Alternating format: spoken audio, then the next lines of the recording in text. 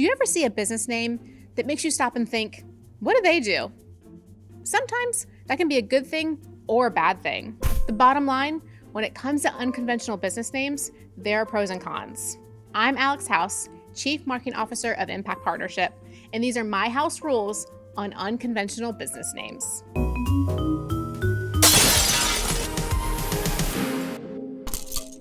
There's marketability in being unique.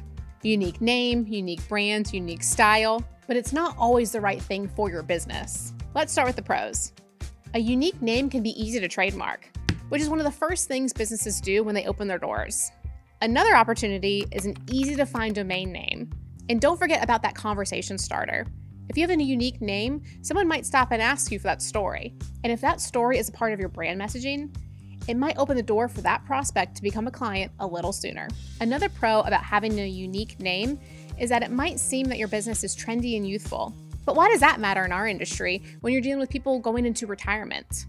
Well, don't forget, there's that transfer of wealth to that next generation. And if your brand can speak to both the parents and that next generation, you're setting yourself up for potential future clients. Now, let's talk about the cons of an unconventional business name.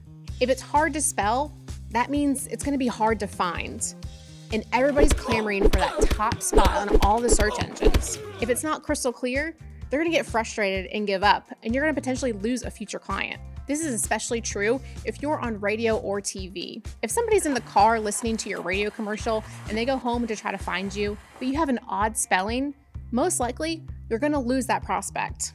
And if you're spending that amount of money on media, every lead is so important to grow your practice. Another roadblock of an unconventional business name is that it might be misleading. If people don't know what you do, they might not be willing to overcome that obstacle and engage with the services that could actually benefit them. And in that same vein, try to avoid business names that are too vague. Sometimes being too broad can actually hurt you.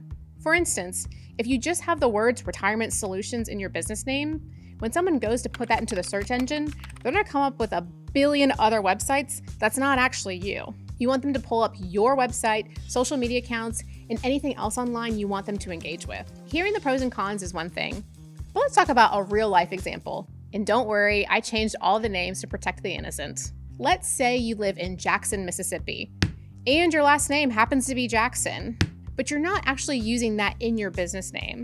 Well, to me, that's quite a big miss for a few reasons. If you name your practice Jackson Financial Group, you could really take advantage of great SEO opportunities. Think about it.